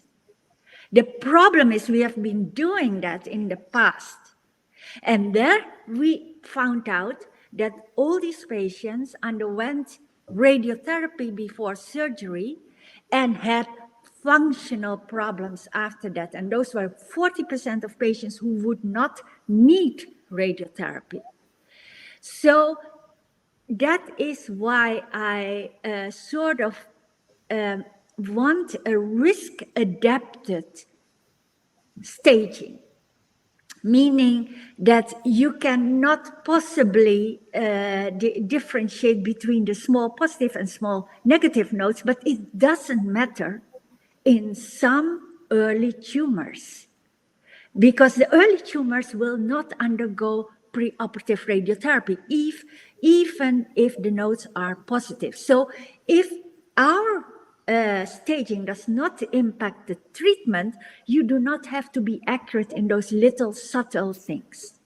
But of course, if there are many nodes that are positive in your opinion, then it means that this is more than an N2 node, and these patients will need preoperative radiotherapy. So what I'm saying is, if we report an N1 that's 3 or less nodes positive, I don't think that we can do that, because you will always be wrong. So it's not about correlation and being right or wrong if we correlate it with pathology, but it's about knowing how your findings will impact treatment decision. So I hope it's clear, but otherwise I will certainly be open to answer more questions. And again, sorry about this interruption of the noise. And thank you for your answer. And just now you mentioned the diffusion-weighted image is very useful to differentiate benign or malignant lymph nodes. Can you give us more details about the sequence in clinical application? Thank you. Yeah. The diffusion is not helpful to differentiate between benign and malignant nodes, but it detects the nodes. So you can see more nodes on diffusion than on T2-weighted imaging. So what I do on the B800, B1000 image is I first look at those diffusion, have a quick glance like, okay, this is a patient with many nodes, or this is a patient with okay nodes. That means that that is okay for me. I know immediately if I only see 3 nodes, I go to my T2-weighted images, I look at those nodes and I think, okay, none of these are very suspicious to me. This patient will undergo a TME. So it's not very important anymore. But if I see a lot of nodes, I count them and go back to the T2-weighted images for some of the nodes that are positive. And then I count them. I say, okay, these are 3 nodes out of the positive, out of the total 12 nodes. So that is a more risk-adapted staging. And the diffusion that I use is B800, B1000, that's all. Thank you. And we have another question that is how to distinguish between hemorrhage and endometrial cyst. I think this question is for Professor Huimao Zhang. Professor Zhang, can you give us some recommendation for this question? Thank you. Yes. Thank you. Yes, the endometrial cyst and the simple hemorrhagic cyst both show T1 and both show hyperintensity on T1 weighted imaging and the T2 weighted imaging. So it's a challenge sometimes for us to differentiate them. I would say the endometrial cyst has multiple phases of the hemorrhage component. So it's not so uniform. It's very complex. And the simple hemorrhage cyst, the internal signal of it is very uniform.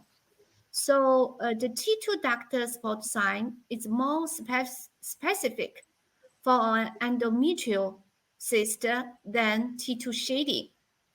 And the T2 shading sign is more common, will be seen in the hemorrhage cyst. So thank you. That's my answer. Thank you. We have no time to answer more questions. So thank you all speakers, and thank you all so much for participate in this session. And now we will have a break, and we will start in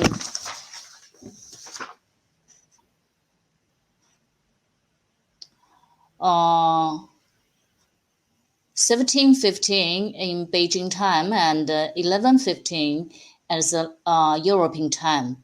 Thank you all so much, and we will back later. Thank you. Thank you very much to all of you. See you soon. Bye-bye. Thank you. Thank you. Thank you very much. Bye. Bye-bye. Bye.